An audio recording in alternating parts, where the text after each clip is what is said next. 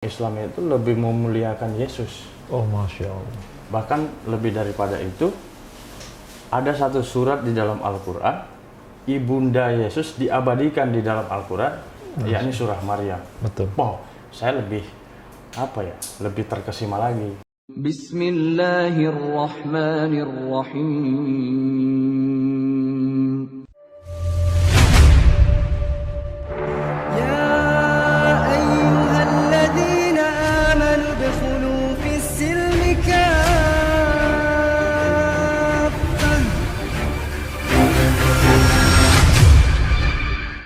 Assalamualaikum warahmatullahi wabarakatuh. Waalaikumsalam. Alhamdulillah, sahabat ngaji cerdas yang insya Allah dirahmati Allah Subhanahu Wa Taala.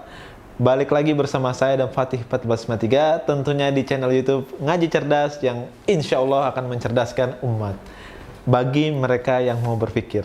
Alhamdulillah, sahabat ngaji cerdas, pada kesempatan yang mulai ini, alhamdulillah sangat senang sekali saya dan tim Ngaji Cerdas bisa mengunjungi Bang Ariesto nih, Masya Allah. Assalamualaikum Bang Ariesto. Waalaikumsalam warahmatullahi Apa kabar Bang? Alhamdulillah sehat. Masya Allah.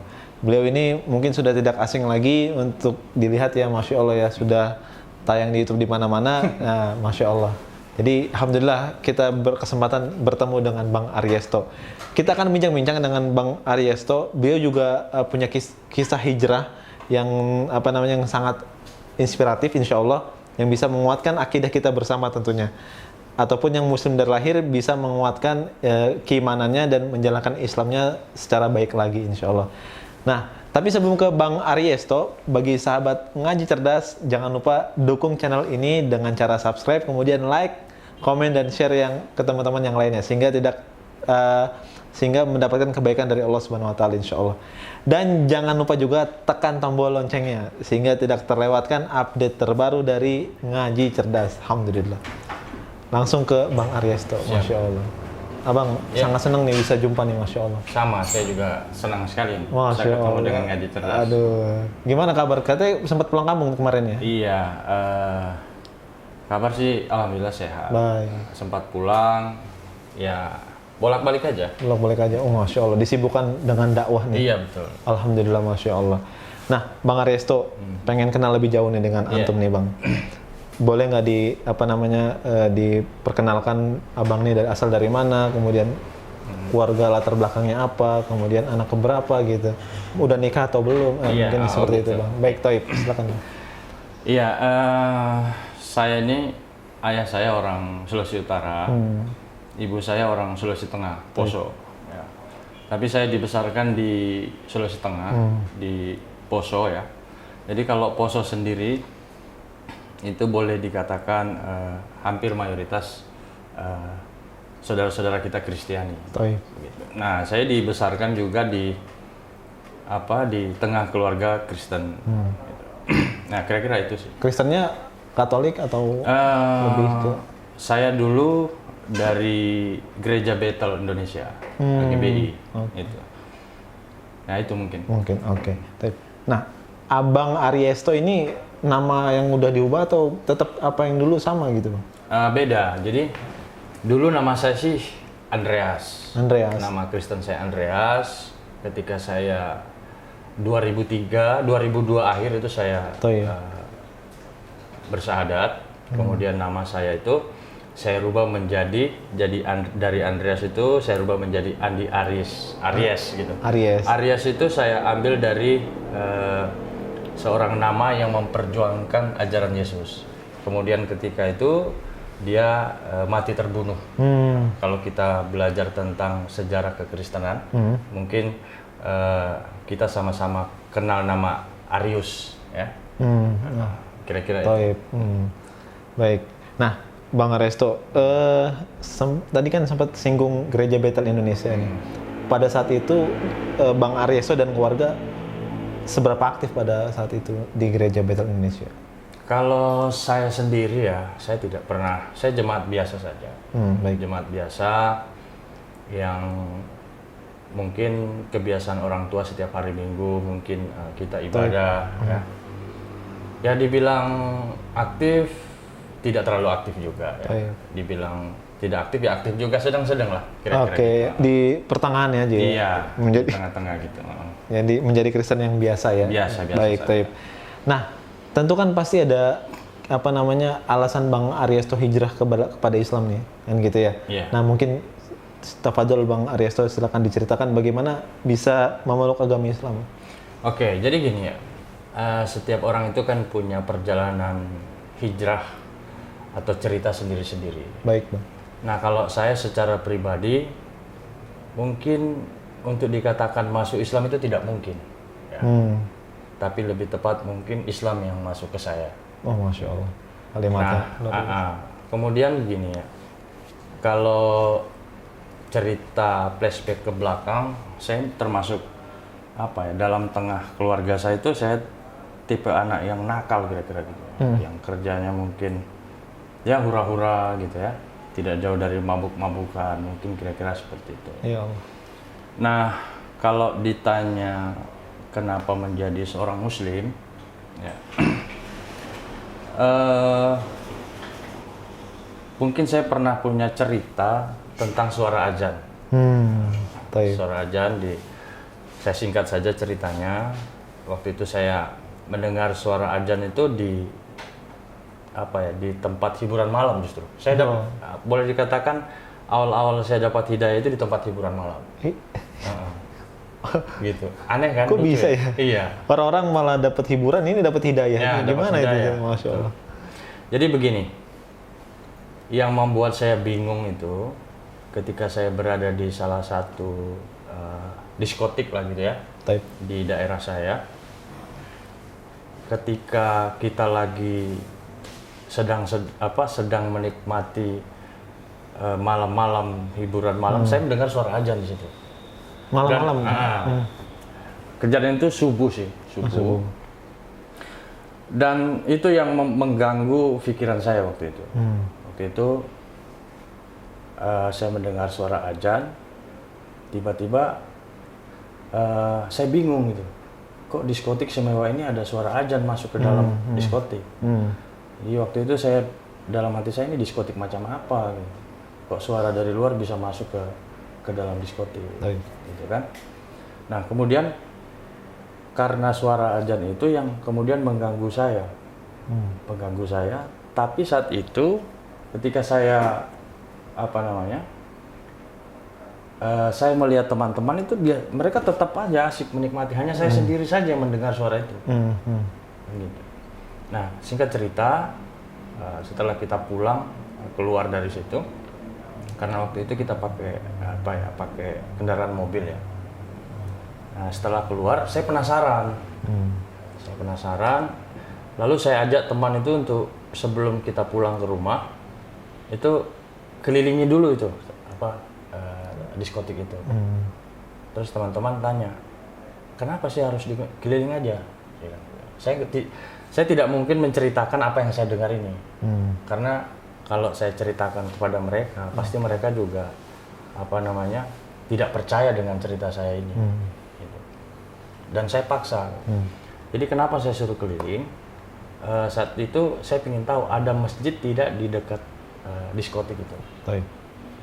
Kalau dekat diskotik itu mungkin saja suara itu masuk. Bisa. Karena kan kita tahu sendiri kan masjid itu kan pasti ada menaranya. Nah rasa-rasanya menurut saya yang membuat saya heran itu, saya keliling hampir beberapa kota di Indonesia, saya nggak pernah menemukan diskotik dekat sama masjid. Nah yang menjadi aneh bagi saya, ketika keliling mungkin ada sekitar 3 kali, saya tidak menemukan masjid di situ. Lalu itu yang mengganggu saya, dari mana suara itu? Kan gitu. Nah itu yang mengganggu terus saya. Sebelum tidur kadang apa saja saya ingat suara itu dari mana. Bahkan sampai sekarang juga saya masih bingung dari mana suara itu. Nah dari situ kemudian saya berpikir dari mana suara itu. Dari situ juga dari dengar suara itu saya beberapa kali masih sempat masuk juga, masih datang ke tempat-tempat hiburan malam. Cuma ketika saya datang itu sudah tidak seperti biasanya. Jadi sudah punya ketakutan begitu. Jadi kalau saya datang situ saya berpikir ini kalau kan di dalam diskotik itu kalau orang kan goyang semua tuh. Nah, jadi kayaknya kalau saya masuk itu getar kayaknya itu gedung itu ya. Jadi saya di situ berpikir kalau ini gedung runtuh saya mati gimana. Terus saya berpikir sampai kapan saya hidup seperti ini terus. Kan gitu. Nah, kemudian suara azan itu mengganggu saya terus. Dari mana suara ini kan gitu. Nah, suara itu saya ingat azan subuh, as-shalatu khairum minan naum sampai selesai. Masya Allah. Nah dari itu yang kemudian saya bertanya-tanya tentang Islam, tentang azan itu. Oke. Nah, gitu.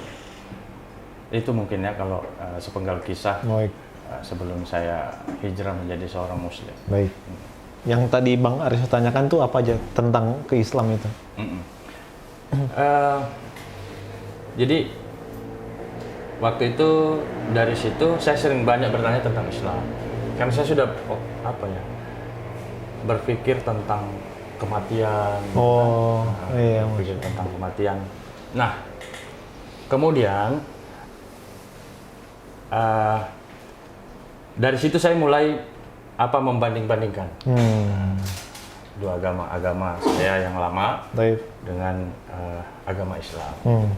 Nah, saya waktu sekolah itu kan senang dengan pelajaran sejarah, dengan pelajaran sejarah, dan yang saya tahu di agama saya yang lalu ya tentang teori evolusi Darwin. Teori evolusi Darwin itu ada beberapa yang sependapat yang mendukung dengan teori itu. Nah, kemudian saya pernah waktu itu saya tanya-tanya ke teman sampai ke pendeta. Saya tanya tentang kalau manusia ini keturunan kera purba.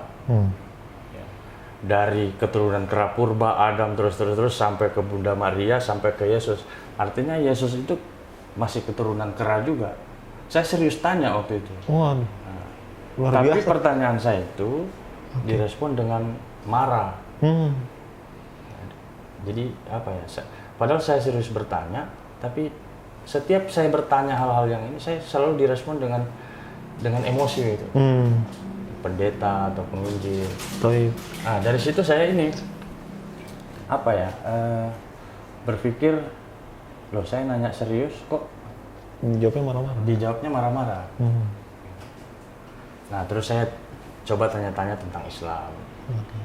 Nah, ternyata di Islam dijawab oleh para ustadz-ustadz, manusia itu ditempatkan adalah makhluk yang paling mulia dari malaikat sekalipun. Tepat.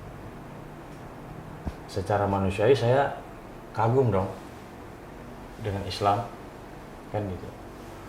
Saya berpikir saya nanya ke Islam, ke Ustadz, jawabannya selalu puas. Tapi kalau saya tanya ke agama saya yang lama, selalu dijawab dengan marah-marah. Itu marah-marah karena mereka nggak bisa jawab apa gimana ya? Ya, saat itu saya kurang tahu ya. Yang jelas itulah adanya. Nah, kemudian saya mulai mempelajari sosok Yesus, kemudian mulai saya banding-bandingkan juga ke Islam. Ternyata di Islam itu saya dapat jawaban yang mengagetkan saat itu. Bahwa dijawab oleh, ya boleh dikatakan ustadz lah ya, bahwa orang Islam itu lebih memuliakan Yesus. Masya Allah. Bahkan lebih daripada itu, ada satu surat di dalam Al-Quran, ibunda Yesus diabadikan di dalam Al-Quran, yakni surah Maryam. Betul. Saya lebih lebih terkesima lagi. Nah, dari situ saya tinggalkan dulu Islam karena saya pikir ini sesuatu yang mengganggu. Saya pelajari kitab suci saya.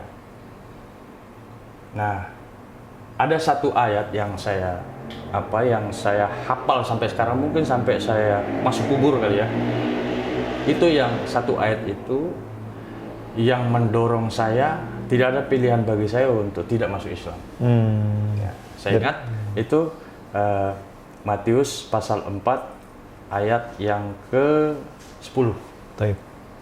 Ayatnya itu berbunyi begini, saya hafal ya. Enyahlah kau iblis, enyahlah kau iblis, engkau harus menyembah Tuhan Allahmu. Ya kan? Kalau dalam Kristen kan Allah, dalam Islam kan Allah. Sama saja sih sebenarnya itu. Nah ini yang ayat ini dari satu penginjil, dari satu pendeta itu saya tanya terus. Saya tanya begini, tolong berikan jawaban saya tentang ayat ini. Kalau tidak ada yang bisa menjawab, maka saya masuk Islam. Masya Allah. Jadi perhatikan ayatnya, ayatnya berbunyi, enyahlah kau iblis, engkau harus menyembah Tuhan Allahmu. Pertanyaan saya di situ ada dua pertanyaan. Saya tanya gini, kalau Yesus itu, kalau di dalam Bible ini adalah firman Tuhan, dan Yesus sendiri yang mengatakan, pertanyaan, siapa Yesus, siapa Allah? Itu pertanyaan saya. Yang kedua, kenapa Yesus tidak mengatakan untuk menyembah kepada dirinya, tapi menyuruh menyembah kepada Allah? Jadi ayat ini menunjukkan bahwa Yesus bukan Tuhan, karena dia menyuruh menyembah kepada Allah. Kenapa kita menyembah kepada Yesus? Lagi-lagi saya setiap bertanya ayat ini, saya selalu dapat jawaban yang kurang baik. Bahkan dijawab dengan amarah. Jadi saya berpikir sederhana, bahwa memang mungkin mereka tidak bisa menjawab, atau ayat ini memang benar. Yesus mengajarkan kepada kita untuk menyembah Allah, bukan menyembah kepada dirinya. Itu. Nah, kemudian masih banyak lagi ayat-ayat lain yang mendukung bahwa memang Yesus itu bukan Tuhan. Itu. Nah, terus ada beberapa kali juga saya tanya, mana di dalam Bible itu yang Yesus mengatakan bahwa dia adalah Tuhan? Nah, selalu diberikan itu Yohanes 1, firman telah menjadi manusia, firman telah menjadi manusia. Itu terus setiap dari satu orang ke satu orang, firman telah menjadi manusia. Nah, saya berpikir waktu itu sederhana begini. Ayat ini kan bunyinya firman telah menjadi manusia. Ya, saya kan manusia. Masih ada manusia bukan? Manusia.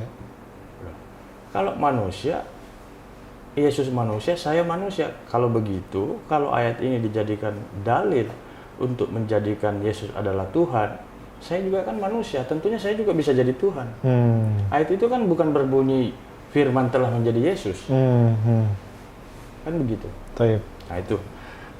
Lebih daripada itu, ada beberapa juga yang saya tanya-tanya. Ada yang bilang ayat ini bukan murni ucapan Yesus, ya kan?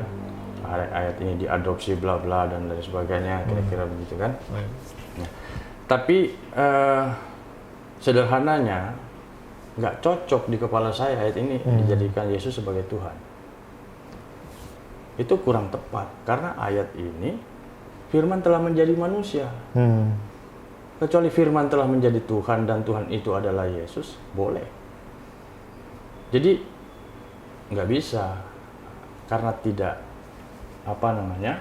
tidak masuk akal menurut saya. Nah, dari situ saya pindah belajar Islam. Masya Allah. Saya belajar Islam. Nah, di situ saya tanya, ya kan, Islam itu siapa Tuhannya? Allah, ya kan? Allah. Ya Muhammad itu siapa? Muhammad itu ya Nabi, gitu kan. Karena kan sebelumnya juga saya berpikir sama dengan teman-teman yang lain bahwa Islam itu agama bodoh. Kenapa bodoh? Karena orang Tuhannya dia nggak lihat, dia sembah. kan gitu. Saya berpikir begitu tadinya. Tapi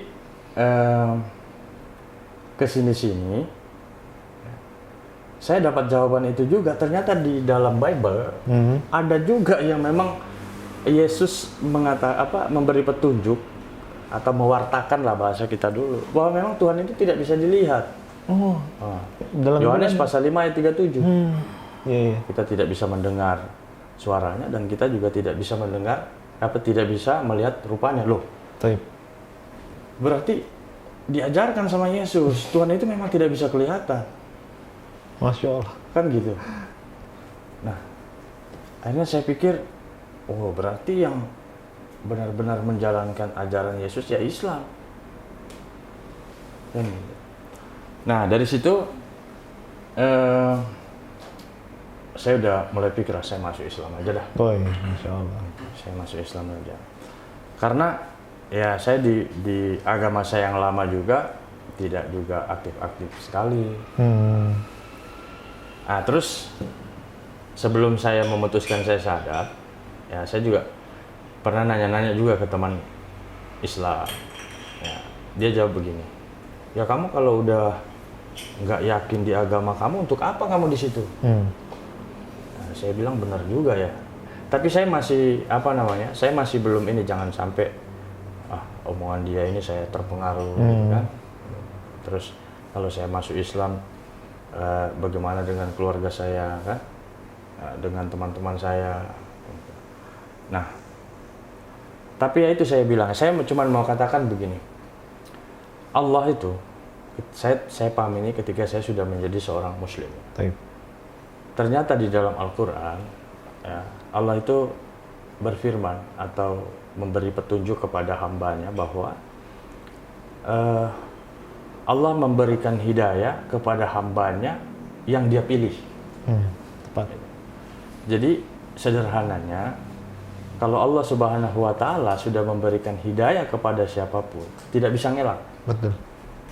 Nah, setelah dari situ galau saya. Saya galau. Aduh, ini saya kalau masuk Islam gimana? Kan, kalau saya tidak masuk Islam, tapi saya gini berpikir Islam terus. Kan gitu. Nah, saya kalau dengar azan maghrib, pokoknya azan apa aja, itu kayaknya hati saya kok tenang gitu. Rasanya pingin juga saya ikut sholat. Gitu. Sebelum saya masuk Islam, saya ngomong ke teman, saya boleh nggak ikut sholat? Boleh, kenapa? Enggak. Karena kan saya dibesarkan di kampung ya. Jadi saya belum syahadat, saya udah ikut sholat. Udah sholat duluan? Ikut-ikutan sholat. Masya Allah. Nah,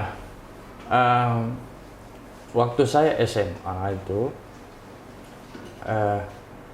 saya juga dulu sudah sering ikut takbiran keliling ya. Kan di kampung saya itu kan suka ada takbiran dari kampung-kampung itu, bukul beduk. Tradisi ya. Saya juga sudah sering ikut-ikutan dulu. Jadi di jalan itu kan kita teriak, Allahu Akbar, Allahu Akbar, itu saya ikutan juga dulu. Karena kan di kampung saya itu ada 3 agama. Agama Hindu, agama saya, kemudian agama Islam. Jadi masa remaja saya, setiap misalnya Idul Fitri kita sudah biasa datang ke teman-teman Muslim. Di Hari Raya Galungan, di teman-teman Hindu kita juga sudah biasa berkunjung ke sana. Nah, singkat cerita, dari cerita-cerita saya yang sudah saya ceritakan tadi, akhirnya pada tahun saya masuk Islam sudah lama. Ya. Pada tahun 2022 akhir, ya, Desember. Nah, Desember itu akhirnya saya masuk Islam. Masya Allah. Nah, saya pikirkan memang sudah tidak tidak ada pilihan lain selain saya berislam. Dan ketika saya mengucapkan 2 kalimat syahadat, saya resmi menjadi seorang Muslim. Alhamdulillah, gundah gulana saya itu hilang. Masya Allah. Kegelisahan berpikir tentang mati bagaimana, itu tiba-tiba hilang sendiri aja gitu. Masya Allah. Dan lebih tenang, begitu. Taib, Masya Allah. dan lebih puas juga secara akal di dalam Islam seperti itu. Lebih puas. Baik, masya Allah. Masih sangat menginspirasi nih Bang Ariesto nih, masya Allah. Ya walaupun nggak aktif di gereja, tapi kritis sekali ya, masya Allah ya. Iya. Bisa sampai sekritis itu ya. Taib. Nah, sekarang ketika sudah syahadat nih menjadi seorang Muslim, dari segi ketenangan, apa yang Bang Ariesto rasakan? Biasanya kan kalau ada juga orang Kristen mengklaim, mungkin bukan klaim atau apa ya, merasa diri tenang kalau dia beribadah seperti itu. Dia karena dia ada filter sendiri gitu. Nah, Bang Ariesto sendiri merasakan itu seperti apa? Oke. Kalau berbicara itu, tentunya kan itu berbicara perasaan ya. Taib. Dan berbicara perasaan itu kita tidak bisa deskripsikan. Taib. Setiap orang itu punya kepuasan dan ketenangan sendiri-sendiri. Gitu. Nah, kalau ditanya saya secara pribadi, saya menemukan ketenangan itu di dalam Islam. Gitu. Saya dulu waktu baru-baru saya jadi Islam, itu saya rajin. Maksudnya saya rajin itu saya mempelajari terus. Bahkan saya mengaji walaupun saya nakal ya. Tapi ya alhamdulillah saya belajar mengaji itu ya aktif lah gitu. Masya Allah. Nah, satu yang saya temukan di dalam Islam yang membuat saya teduh dan tenang itu ketika saya bersujud. Masya Allah. Dan sampai sekarang saya mau katakan bahwa ini bahasa saya pribadi ya. Setiap orang kan beda-beda ya. Saya mau katakan bahwa ketenangan itu ketika kita bersujud. Dan saya merasakan itu secara pribadi. Bahwa sujud itu menenangkan. Kira-kira gitu. Antum kenapa mewek ini? Iya, sujud. Baik, masya Allah ya. Masya Allah. Sujud ya. Sujud. Dan itu belum pernah dilakukan sebelumnya ya di saat agama ini. Belum.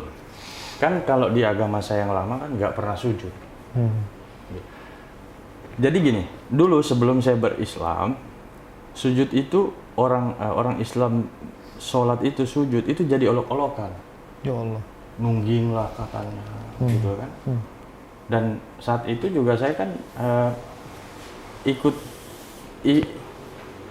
arus gitu, ikut percaya bahwa ngapain orang Islam itu sujud gitu, nungging gitu. Ternyata setelah saya menjadi seorang Muslim, ketenangan yang saya temukan itu ketika saya bersujud. Masya Allah. Gitu. Ketika saya bersujud, saya apa ya? Ya ini kan bicara hati ya, bicara.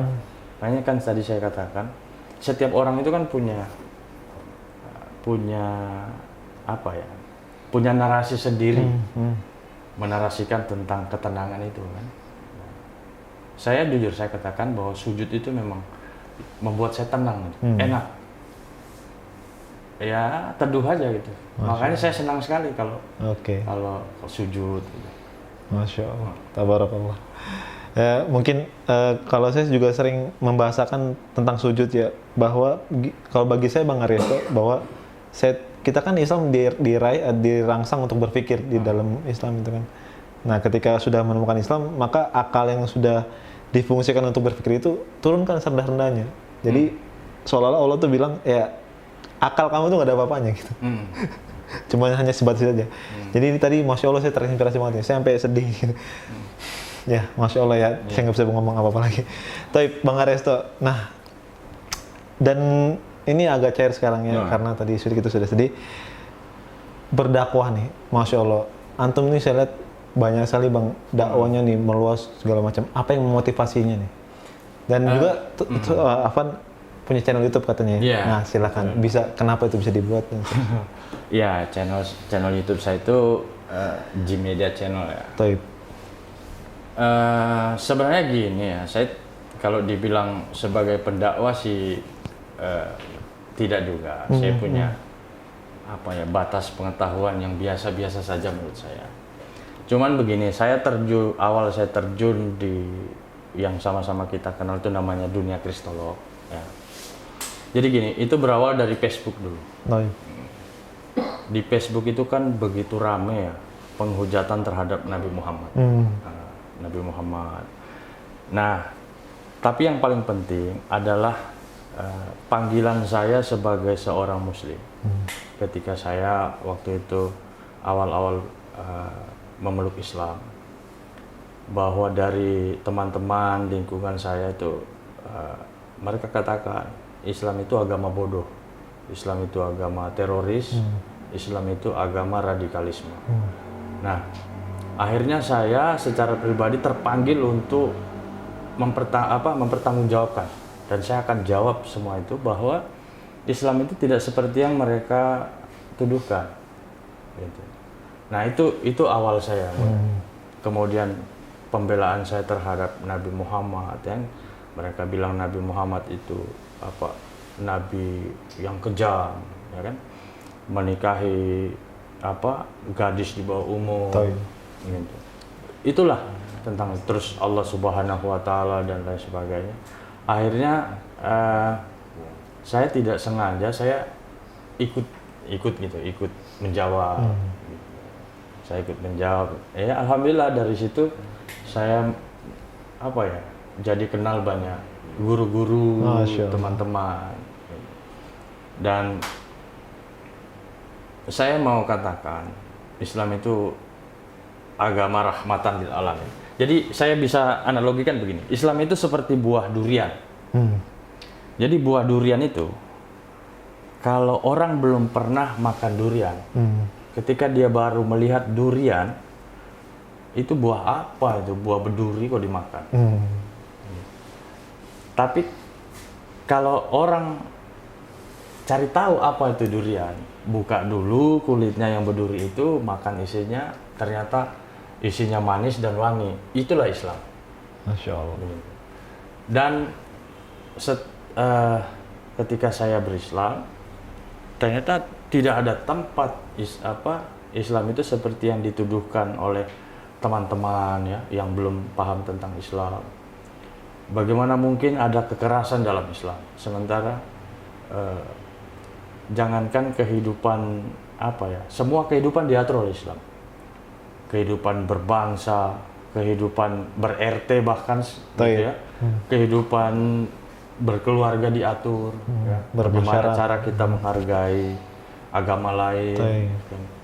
Nah, terus yang menjadi menarik di dalam Islam itu, walaupun dulu saya sudah tanya-tanya tentang Islam, tidak ada mereka itu memaksa orang untuk menjadi Islam. Masya Allah.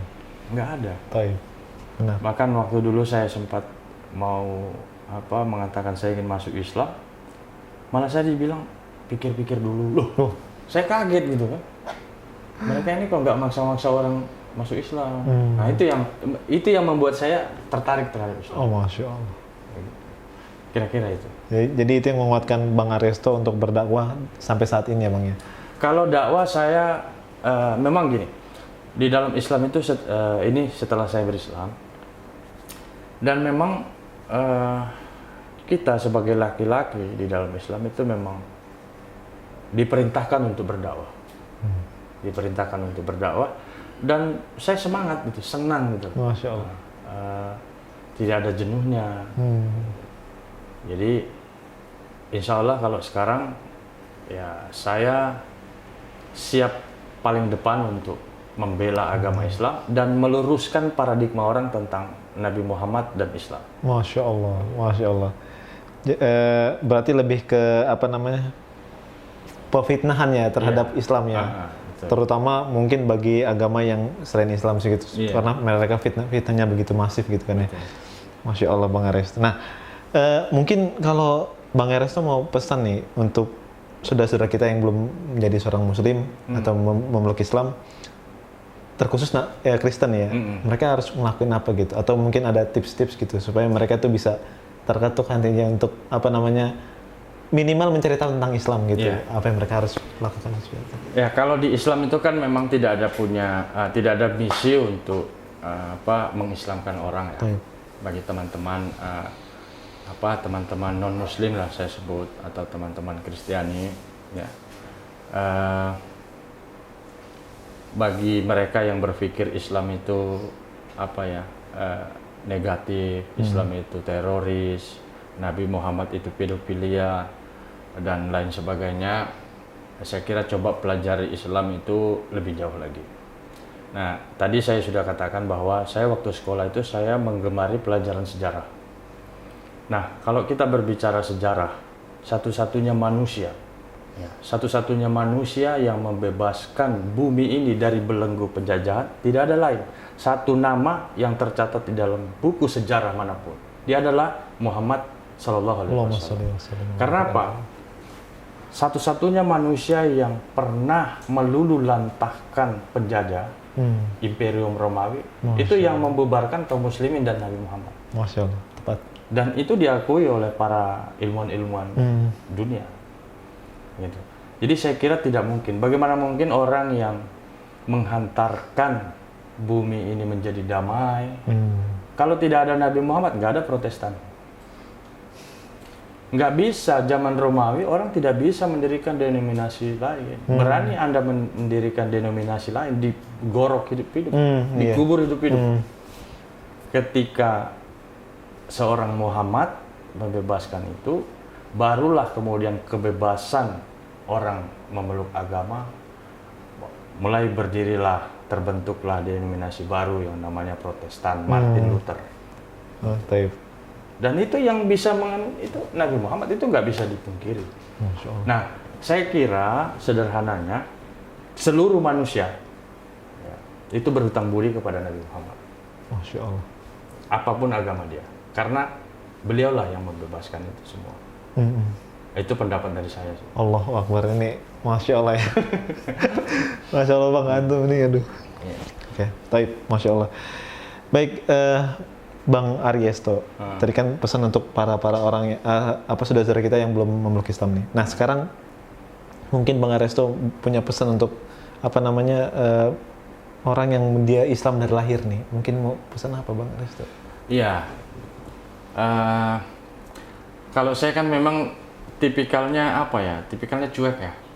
Mungkin ada beberapa juga para mu'alaf yang mungkin dan saya jadi mu'alaf itu nggak pernah dapat zakat ya. Betul-betul saya masuk Islam gitu. Jadi saya tidak ada mengharap gitu. Padahal dianjurkan ya untuk karena mungkin itu saya kan di daerah ya. Dan saya juga tidak mengharap itu. Memang saya masuk Islam aja gitu. Nah, setelah saya pelajari bahwa memang Islam itu yang menjadi pilihan hidup saya, dan saya yakin bahwa Islam itu yang menyelamatkan saya dunia dan akhirat, saya masuk Islam aja. Nah gitu. Nah memang gini ya, saya juga dulu sempat dicurigai ini pura-pura masuk Islam. Nah ada sebenarnya yang tidak bisa saya ceritakan ya. Baik. Dan mungkin tidak perlu saya ceritakan. Jadi saya sampai dituduh pura-pura masuk Islam. Jadi ini kalau sudah masuk Islam merusak Islam gitu kan. Yang nuduh orang Islam? Yang nuduh orang Islam. Ya Allah. Gitu. Tapi bagi saya nggak apa-apa kan. Justru saya semakin dicurigai seperti itu, saya akan membuktikan bahwa siapa saya sebenarnya. Dan itu tidak bisa dipungkiri juga kalau kita berbicara sejarah Nabi yang membesarkan Islam itu adalah para mu'alaf. Oh iya. Bagaimana kemudian Sayyidina Umar ketika dia menjadi seorang Muslim, tadinya kan sebelum kehadiran sahabat Nabi Umar radhiyallahu anhu kan orang itu jadi Islam masih sembunyi-sembunyi. Ketika Umar bersyahadat, baru kemudian Islam itu tersebar luaskan. Masya Allah. Dan alhamdulillah sekarang ini ya janganlah melecehkan Islam lah. Insya Allah kita yang akan tetap apapun, siapapun, dimanapun, insya Allah kita akan tetap berjuang untuk Islam. Hatta dia adalah seorang mu'alaf ya, jangan jangan didiskriminasi. Dan kalau kita lihat sekarang ya, begitu rame di media sosial, kita sebut saja almarhum guru kita, Ustadz Moko Ginta, dari kampung ke kampung. Kita juga kenal masih banyak nama ya, ada Ustadz Yusuf Ismail ya, kemudian ada Don Ditan, Masya Allah. Nah, masih banyak lagi, ada Ustadz Nababan, Masya Allah. Ustadz Fadlan Garamatan, kemudian Hani Kristianto, kemudian Indra Wibowo. Mereka kan adalah seorang mualaf, tapi mereka mendirikan yayasan dakwah yang betul-betul memperjuangkan agama ini sangat luar biasa. Masya Allah. Dan saya kira ya ayolah teman-teman yang muslim dari lahir harus malu kepada para mualaf. Gitu. Kalau mereka saja yang tidak dilahirkan, tapi kalau kita ikuti bahasa Pak Doditan kan memang orang itu bayi lahir itu memang terakhir sudah sebagai muslim. Orang tuanya yang menjadikan dia jadi dia kafir gitu ya. Yahudi dan Nasara. Nah, saya sih nggak tahu itu gitu. Yang saya tahu dulu saya dilahirkan sebagai Kristen, besar saya baru jadi muslim gitu. Gitu. Oke. Makanya Ko Dodi lebih sepakat kembali ke Islam gitu ya. Bukan mualaf ya. Iya. Masya Allah. Masya Allah, nih pesannya sangat luar biasa nih untuk sahabat ngaji cerdas bahwa harus malulah melihat para mualaf yang sebegitu semangatnya gitu kan ya. Nah, dan Anda yang sudah muslim dari lahir, Anda tuh sudah nggak perlu repot-repot untuk mikir kayak gitu ya. Anda tuh sudah mendapatkan iman dan tinggal Anda menjalankan itu secara menyeluruh gitu. Jangan kemudian disia-siakan iman kepada Allah Subhanahu wa taala. Nah, malulah sama Bang Ariesto dan yang lainnya insya Allah. Jangan malu sama saya, malu sama Allah. Malu sama Allah, tepat sekali, Masya Allah. Malu sama Allah. Masya Allah. Kalau saya apalah Ariesto, rambutnya aja kunciran. Baik. Nah, baik, sebelum kita akhiri Bang Ariesto, saya ingin menginformasikan bahwa alhamdulillah ini pakaian yang saya kenakan ini adalah produknya Bang Ariesto. Iya, Masya Allah. Nah, jadi saya dan teman-teman juga itu Insya Allah ini bagus bikin kaos, terus ya lebihnya ya kita pakai untuk dakwah. Masya Allah. Jadi teman-teman ngaji cerdas belilah kaos saya. Nah, insya Allah baik. Mudah-mudahan insya Allah membawa keberkahan untuk Bang Ariesto insya Allah. Amin. Mudah-mudahan. Baik, ada mau closing statement kira-kira sebelum ditutup? Closing statement saya bagi teman-teman yang belum semangat, ya teman-teman muslim khususnya ya, yang belum semangat untuk hijrah, ayo kita hijrah. Ya. Tetap kadang-kadang kan anak muda itu masih suka gaul aja, tapi tetap kita pada prinsip keimanan kita, lakukan sesuai apa yang diajarkan oleh Rasulullah, Al-Quran dan Sunnah. Insya Allah enjoy kok, hidup itu enjoy. Nah, untuk teman-teman yang non Muslim, yang selalu mendiskreditkan Islam, saya kira Islam itu tidak seperti apa yang teman-teman tuduhkan, ya, bahwa Islam itu agama rahmatan lil alamin, ya, mencintai Yesus, yang mengikuti ajaran Yesus, zakat, puasa, sunat dan lain sebagainya. Itu tidak bisa dipungkiri. Yang mengimplementasikan itu adalah Islam. Begitu. Tidak makan babi, ya. Imamat pasal 11 ayat 7 hafal kok itu. Karena dulu sempat makan babi. Dulu enak. Iya, enak. Babi itu enak. Tapi sekarang sudah jadi tidak enak. Gitu. Karena haram. Karena nggak boleh. Gitu. Masya Allah. Gitu. Closing statement yang sangat luar biasa. Mungkin itu yang bisa disampaikan kepada sahabat ngaji cerdas. Mudah-mudahan dari kisahnya Bang Ariesto ini menggugah kita untuk selalu senantiasa semangat menjalankan Islam secara kafah insya Allah. Nah, syukron Bang Ariesto atas waktunya. Mudah-mudahan diberkahi selalu hidupnya insya Allah. Sukses terus untuk ngaji cerdas. Amin ya Allah. Jangan lupa like, comment, and subscribe. Baik, taib. Barakallahu fikum. Wassalamualaikum warahmatullahi wabarakatuh. Waalaikumsalam warahmatullahi wabarakatuh. Masya Allah, ini dong. Itu.